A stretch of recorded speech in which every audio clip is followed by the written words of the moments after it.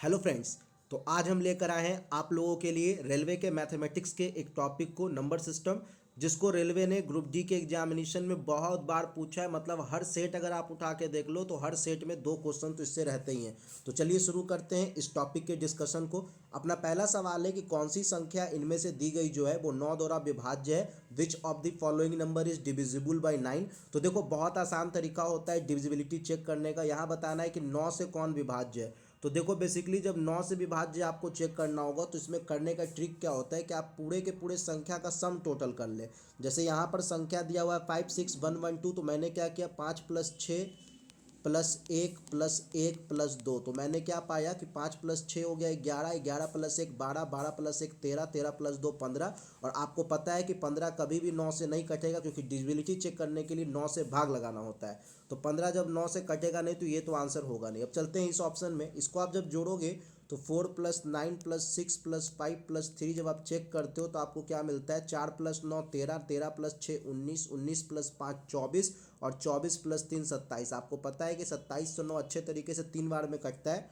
मतलब ये option C अपना वो जवाब है जो 9 के द्वारा विभाज्य होने वाला है। बढ़ते हैं अगले प्रश्न पर। अपना अगला प्रश्न है कि चार कर्मागत संख्या, तो चार कर्मागत संख्याएं ठीक है, का गुणनफल निम्नलिखित में से किस संख्या से हमेशा विभाज्य होता है। तो ध्यान रख लो, चार कर्मागत संख्या तो 1 गुना 2 गुना 3 गुना 4, यही पूछ रहा है कि चार कर्मागत संख्या का गुणनफल। तो कर लेते हैं 1 गुना 2 2, 2 3 6, 6 4 का 24। तो और 24 हमेशा किससे डिविजिबल होगा, तो 24 से तो डिविजिबल होगा ही होगा। तो इसलिए अपना सही ऑप्शन हो जाएगा ऑप्शन सी। चलिए बढ़ते हैं अपने अगले प्रश्न के ऊपर। देखते हैं अपना अगला प्रश्न क्या है। अपना अगला प्रश्न यह कह रहा है कि यदि 3x² प्लस ax+4 और x-5 से पूर्णतः विभाज्य, अगर x-5 से ये पूरा विभाजित हो जाता है, इसका मतलब है कि x-5 बराबर x बराबर 5 हो जाएगा, क्योंकि x-5 बराबर हम मान लेते हैं 0, तो x बराबर हो जाएगा 5। और यहाँ से आप वैल्यू रख दो x का 5 इस इक्वेशन में, तो क्या मिलेगा 3 इंटू एक्स का स्क्वायर मतलब 5 का स्क्वायर, तो 25 कर देते हैं, प्लस a इंटू 5 क्योंकि x का वैल्यू 5 है, और प्लस हो जाएगा 4। तो ओवरऑल आप क्या देख रहे हो, इसमें करने के बाद आपको क्या पता चल रहा है कि 25 दिया हो जा रहा है 75, इधर हो गया 5a और इधर हो गया 4। जब कैलकुलेशन करोगे तो 79 प्लस 5a बराबर 0। तो आपको कैलकुलेशन करके क्या निकल रहा है कि 5a जो होगा वो 79 के बराबर, तो a बराबर 79/5। और 79/5 जब करते हो तो आपको आंसर कितना आने वाला है, तो बेसिकली हम देख रहे हैं कि लगभग 80 के बराबर है। तो अपना आंसर हो जाएगा -15.8। चलिए बढ़ते हैं अगले प्रश्न पर। अपना अगला प्रश्न जो है एक बहुत ही खास प्रश्न है, जो रेलवे का सबसे पसंदीदा सवाल है। और आप ये देखो ये एनटीपीसी में भी पूछा है और ग्रुप डी में भी कई बार पूछा है। सवाल ये है कि एक श्रेणी क्रम में संख्या दिया गया 7 24 21 28 में कितने पदों का योग 952 होगा। तो देखो बहुत आसान है, इसको बनाने का तरीका मैं आपको एकदम सरल तरीका सिखा देता हूँ। क्या करना है, पूछ रहा है कि इसका योग इतना है, तो मतलब 7 + 14 + 21 सो ऑन, बहुत सारा आगे बढ़ते हो तो इस सबका सम होता है 952। मेरा यह कहना है कि आप क्या करो कि सबसे 7 कॉमन ले लो, तो अंदर में क्या हो जाएगा 1 + 2 + 3 सो ऑन बराबर 952। ठीक है। अभी क्या है कि आपको एक फार्मूला आपको पता होगा कि जब भी इस तरह का संख्या आ जाए 1 + 2 + 3, तो इसको सॉल्व करने का फार्मूला होता है n इंटू n प्लस 1/2 और बराबर किसके 952 को। तो हमने क्या किया 7 से इस 952 को काट लिया, तो ये हमारा कटेगा 136 बार में। अभी क्या है कि इस तरीके के प्रश्न जब भी सॉल्व करें तो ऑप्शन का इस्तेमाल करें। तो चलिए मैं करता हूं, क्योंकि हमको अब क्या करना है कि एन का वैल्यू निकालना, और इसको गुना भाग करेंगे तो लेंदी हो जाएगा। हमने क्या किया ऑप्शन ए से उठाया 16 को, और 16 को जब यहाँ रखा तो एन का वैल्यू 16, अगर तो n + 1 हो जाएगा 17 भागा 2, 2 से 16 को काटा 8 बार में, और 17 8 ही कितना होता है तो 136 होता है। मतलब अपना सही जवाब ही क्या निकल गया एक ही बार में, ऑप्शन ए। तो 16 यहाँ पर एन का वैल्यू है, जो बिल्कुल ही सही जवाब है। अगला प्रश्न क्या है, अगला प्रश्न यह कह रहा है कि दो संख्याओं का योग 22 है, मतलब x + y बराबर जो है वो 22 दिए हुए है। आगे क्या बोल रहा है कि एक संख्या का 5 गुना, तो अब एक संख्या का 5 गुना ले लो मतलब 5x मान लेते हैं। दूसरे संख्या के 6 गुने के बराबर है, चलो भाई 6 गुने के बराबर है। इन दोनों में से बड़ी संख्या बताइए, बताना ये कि बड़ी संख्या कौन है। देखो बहुत आसान है, पहले तो आपको दिया हुआ है कि x + y बराबर 22 है। मैंने अपने मन से इसको कर दिया कि 5x + 5y बराबर 110 के बराबर। मैंने बस इतना किया कि इस पूरे इक्वेशन को 5 से गुना कर दिया। तो अभी क्या निकल कर आ गया है कि 5x + 5y बराबर किसके है, तो 110 के है। और अभी तुरंत आपने देखा इक्वेशन ही कह रहा था कि 5x बराबर 6y है, तो मैं यहाँ पे 5x के जगह पे 6y रख दूंगा। तो 6y प्लस 5y बराबर 110 निकल गया है। 11y बराबर 110 और निश्चित रूप से y बराबर अपना कितना निकलेगा कट कुट के देखो आप 11 से 110 कटा तो 10 बार में आ गया।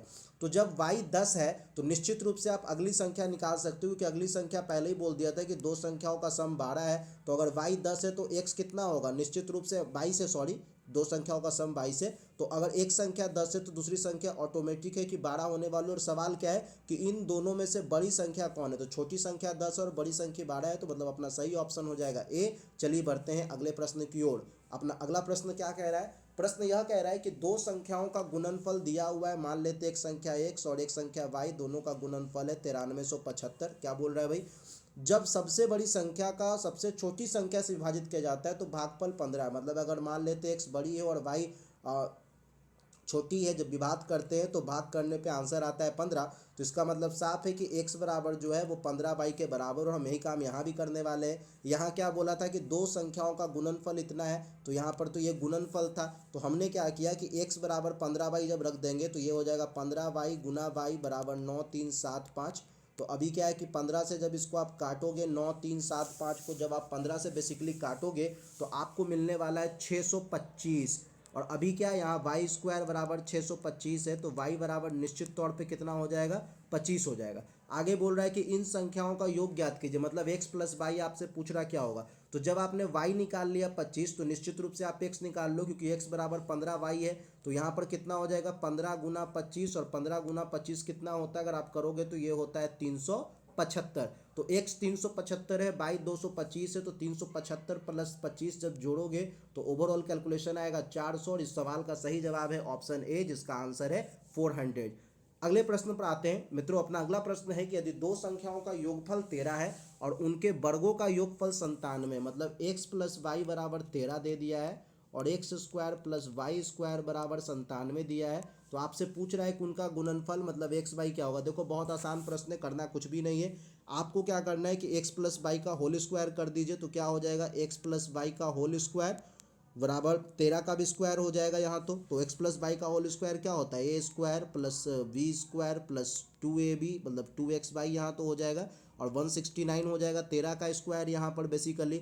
तो आप क्या पा रहे हो कि x square plus y square का तो यहाँ पे वैल्यू ही दिया हुआ है 97, तो आप रख दोगे 97 प्लस 2xy बराबर 169। अब ये 97 जाके घटेगा 169 से बेसिकली, तो ये घटकर आने वाला है कि 2xy बराबर 72।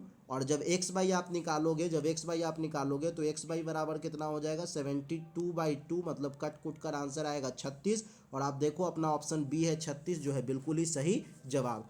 मित्रों हम आगे बढ़े उससे पहले हम आपको बता दें, अनअकैडमी लेकर आया है भारत के सबसे बेहतरीन टॉप एजुकेटर से पढ़ने के लिए आप लोगों के लिए गोल्डन अपॉर्चुनिटी। अगर आप भी कर रहे हैं ग्रुप डी की प्रिपरेशन तो आप जुड़ सकते हैं अनअकैडमी के इन ढेर सारे कोर्सेज से, जिनसे आपको मिलता है भारत के सर्वश्रेष्ठ ट्यूटर से पढ़ने का मौका एक ही जगह पर। तो जल्द ही आप इससे जुड़े। क्या होगा इससे जुड़ने का तरीका, तो इससे जुड़ने का सबसे आसान तरीका है कि आप YouTube पे जाएं, हमारा वहाँ से डिस्क्रिप्शन पे एक लिंक दिया होगा अनअकैडमी ऐप को डाउनलोड करने का, उसे आप डाउनलोड करें। और वहाँ पर आप हमारा कोड जब AS2021, मैं लिख भी देता हूँ, AS2021 जब आप अप्लाई करते हो तो वहाँ पर आपको मिलता है कोर्स के 10% तक के डिस्काउंट, जो आपको करेगा आपके पढ़ाई में काफ़ी मदद। चलिए बढ़ते हैं अगले प्रश्न पर। अपना अगला प्रश्न है कि शालिनी, तनवीर और राशिद ने एक केक को साझा किया। शालिनी के पास इतना केक है और तनवीर के पास इतना केक है, तो बताइए कि राशिद के पास कितना। देखो भैया केक तो अपने आप में एक ही होता है, तो एक लिख दिया। अब कितना कितना किसके पास उसको घटा दो तो जो बचेगा वो हो जाएगा राशिद के पास। तो ये 1 - 1/6 प्लस 1/4। तो जब आप इन दोनों का सम 1 से घटाओगे तो आपको आंसर मिल जाएगा। तो 1 माइनस कर लेते हैं, और 6 4 का जब आप एलसीएम देखोगे तो दोनों का एलसीएम हो जाएगा 12, ऊपर में हो जाएगा 2, इधर हो जाएगा 3। मतलब ओवरऑल करना क्या है कि 1 - 5/12, और 1 - 5/12 जब करेंगे तो 12 में से 5 जाएगा, हो जाएगा 7, और नीचे में 12। मतलब इस प्रश्न का सही जवाब है 7/12। चलिए बढ़ते हैं अगले प्रश्न की ओर। यह भी बहुत ही दमदार प्रश्न है, बार बार पूछता है रेलवे इस प्रकार के प्रश्न को। कह रहा है 0.125 जो एक बार का है उसके परिमेय को व्यंजक के रूप में व्यक्त कीजिए। देखो सबसे पहले समझो कि 0.125 के ऊपर बार लगा है, मतलब एक्स का जो वैल्यू हो गया वो हो गया 0.125 125, ठीक है। अभी ये आगे बढ़ ही रहा है, डॉट डॉट डॉट डॉट है, ठीक है, लेकिन मैंने इसको लिमिटेड किया कि अब जब भी होगा इतना ही होगा, ठीक है। अभी ये तो x हो गया, अब मैंने क्या कर लिया यहाँ पर 1000x का जब वैल्यू निकाला तो ये हो जाएगा 125.125 डॉट डॉट डॉट डॉट, इसी प्रकार से आगे ये बढ़ जाएगा। तो अभी मेरे पास क्या हो गया है कि एक x से और एक 1000x से जब आप दोनों को घटाते हैं तो बेसिकली घटाने पे क्या होगा, 1000 से जब एक x घटेगा तो ये हो जाएगा 999x, और 125.125 से 0.125 को जब आप घटाते हो तो आपका आंसर आने वाला है केवल और केवल 125। तो ओवरऑल आपको पता चला कि इसका x बराबर कितना हो जाने वाला है, 125/999, और यही है अपने इस प्रश्न का सही जवाब। चलिए बढ़ते हैं अपने अगले प्रश्न की ओर। अपना अगला प्रश्न भी एक बहुत ही दमदार प्रश्न है मित्रों, आप अंत तक वीडियो से जुड़े रहिए और हमारे यूट्यूब चैनल को जितना हो सके उतना प्रमोट कीजिए ताकि हम आपके लिए इस प्रकार के वीडियो हर दिन लेकर आ सके। अगला प्रश्न ये है कि ये एक मल्टीप्लिकेशन दिया है, पूछ रहा है कि गुना करने पे इकाई के स्थान वाला अंक क्या होगा। देखो बहुत बड़ा है, इतना तो गुना भाग कोई कर नहीं पाएगा। इसका ट्रिक क्या कहता है, ट्रिक ये कहता है कि इसको आप देखो कि सबसे छोटेस्ट फॉर्म में ये कब आ सकता है। तो 1632 जो पावर है आप देखोगे तो इसका सबसे छोटा फॉर्म हो सकता है स्क्वायर, यहाँ भी 1632 से ये भी स्क्वायर के फॉर्म में जा सकता है, और ये भी 1632 से ये भी स्क्वायर के फॉर्म में जा सकता है। तो हमने क्या करना है कि अंतिम वाला डिजिट, देखो यहाँ पर 3 है, यहाँ पर 4 है और यहाँ पर 5 है, तो जो अंतिम वाला डिजिट है ना उसका स्क्वायर केवल कर लेते। तो 3 का स्क्वायर 9 हो जाएगा, 4 का स्क्वायर 16 हो जाएगा और 5 का स्क्वायर 25 हो जाएगा।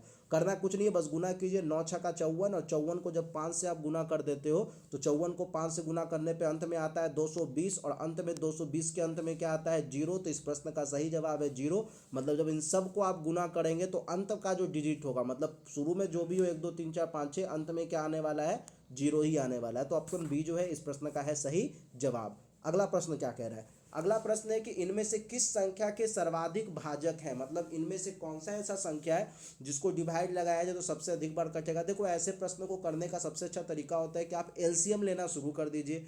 अब एलसीएम लेने से शुरू करने से क्या हो जाएगा, आपको एक बहुत ही अच्छा तगड़ा आइडिया मिल जाएगा कि आखिर यहाँ पर होने क्या जा रहा है, और उस हिसाब से अगर आप काम करोगे तो आपके प्रश्न बहुत जल्दी बनेंगे। चलिए देखते हैं कैसे बनाना है। 156 है, 156 का जब हम एलसीएम लेंगे तो 2 के पहाड़ा में लेंगे तो 7 दूनी 14, 8 दूनी 16, फिर 2 से लेंगे तो 36, फिर 2 से लेंगे तो यहाँ पर कितना हो जाएगा, इस बार 36 तो नहीं होगा, हमको लगता है 35, और ये 9 हो जाएगा, 39 हो गया है। और इस बार अब 3 से जाएगा, ये 3 से जाएगा तो ये 13 हो गया। मतलब इसके 1 भाजक, 2 भाजक, 3 भाजक और एक 4 भाजक। उसी प्रकार 240 का ले लेते हैं। 240 का जब आप लेंगे तो 2 से 120 हुआ, 2 से 60 हुआ, 2 से 30 हुआ, 2 से 15 हुआ, और अब लेना होगा 3 से, और 3 से 5 होगा तो 1 2 3 4 5 6, तो इसके 6 हैं, इसके टोटल 4 हैं। अब 172 का भी ले लेना है, 200 का भी ले लेना है। जब आप 172 का लेते हो तब क्या होता है, तो 2 से लगाया तो कितने बार में जाएगा, 8, और ये 6 हो गया।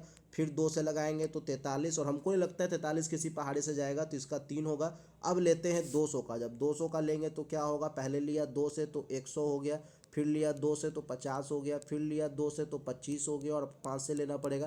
तो आप देख रहे हो कि इसमें भी 5 ही हो रहा है। तो इसका सही जवाब है ऑप्शन बी, जिसमें 240 है, क्योंकि इसके सबसे अधिक 6 भाजक हैं। बढ़ते हैं अगले प्रश्न की ओर। अपना अगला प्रश्न क्या कह रहा है कि 2 मित्र हैं एम और एन, जिसमें से एम ने एक बतौर अपने हिस्से की कार की लागत का इतना पैसा दिया, तो मतलब कि 4/7 जो भाग होगा वो किसी और ने दिया है। और क्या कह रहा है कि एम और एन के बीच की तुलना इतना है। तो भैया सीधा सा सवाल है कि एक ने 3/7 खर्च किया, एक ने 4/7 खर्च किया, तो दोनों में कितने का अंतर है, 1/7 का अंतर है। और 1/7 का वैल्यू दे दिया है कि 31,540 है। तो 1/7 मैं कर लूँगा, मैं लिखूँगा कि 1/7 जो है वो 31,540 है। तो एक किसके बराबर है, तो निश्चित रूप से एक किसके बराबर होगा, तो 31,540 गुना 7 के बराबर होगा। अब आप इसको गुना भाग कर लो, जो भी आपका आंसर होता है वो बेस्ट आपके लिए होगा, वही आपका सही जवाब होने वाला है। और मेरे हिसाब से अगर देखा जाए तो इसका आंसर जो है वो लमसम गुना ही करना पड़ेगा मेरे हिसाब से, यहाँ पर कुछ होने वाला क्योंकि है नहीं। तो 7 चौका 28, यहाँ पर तो 8 हो जाने वाला है। जब आप गुना करोगे 0 तो अंत में रहेगा ही रहेगा। अब यहाँ आ गया 2, 7 5 35, 2 37 का 7, हाथ लग गया 3, 7 3 10 का 0, हाथ लग गया 1, 7 या 21 और 1 22। तो जो भी आंसर हो 22,0780, आप देख लो कौन सा आंसर है। तो निश्चित रूप से option C is the right answer, तो आप उसके साथ जाओगे। चलो बढ़ते हैं अगले प्रश्न की ओर। अगला प्रश्न भी एक बड़ा ही तगड़ा प्रश्न है कि कौन सा एक अपरिमेय संख्या। अपरिमेय संख्या वो होता है जो पूर्ण रूप से बाहर ना आ पाए या जो पूर्ण रूप से एक संपूर्ण संख्या ना हो जिसमें पॉइंट पॉइंट कुछ भी लग जाता है। तो यहाँ पर आप देखोगे तो 10,000 ये लगभग 1 लाख है, तो 1 लाख नहीं 10 लाख लग रहा है मेरे को, 10 लाख ही है, 10 पे पावर 6 है। तो ये 10 लाख जो है इसका रूट आप करोगे तो बेसिकली ये टूटेगा 10 टू द पावर 3। जब क्यूबिक रूट भी करेंगे तो 10 का पावर स्क्वायर हो जाएगा, काम बन जाएगा। जब इसको भी करेंगे तो ये 10 ही हो जाएगा। लेकिन ये जो है ना ये कभी पूर्ण रूप से नहीं टूटने वाला है। मतलब इस प्रश्न का सही जवाब है ऑप्शन डी, जो कि एक अपरिमेय संख्या है। चलिए बढ़ते हैं अगले प्रश्न की ओर। अपना अगला प्रश्न क्या कह रहा है उसको देखते हैं। अपना अगला प्रश्न है कि दो संख्याओं का योग 9 है, ठीक है। तो दो संख्याओं का जो योग है वो 9 बना लेते हैं। उनके व्युत्क्रम का योग 1/2 है। अब इनके व्युत्क्रम का योग निकाल लिया तो ये 1/2 है। तो बेसिकली पता क्या चल रहा है कि इन दोनों का एलसीएम हो गया एक्स वाई, और ऊपर में हो जाएगा एक्स प्लस वाई बराबर 1/2। और एक्स प्लस वाई बराबर 9 है, मतलब ये यहाँ पर जिसका वैल्यू है ये 9 हो जाएगा। नीचे में एक्स वाई और इधर 1/2।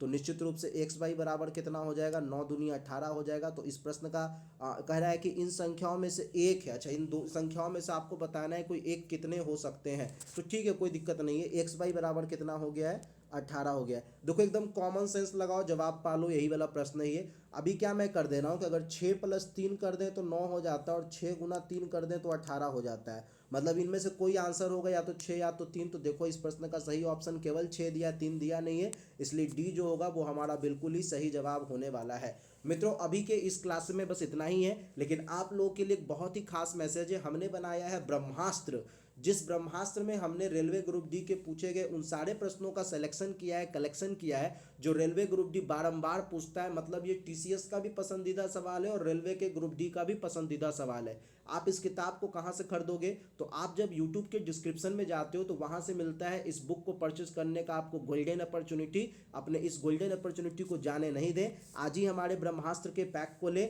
और आगे बढ़ें। अभी के लिए बस इतना ही, धन्यवाद।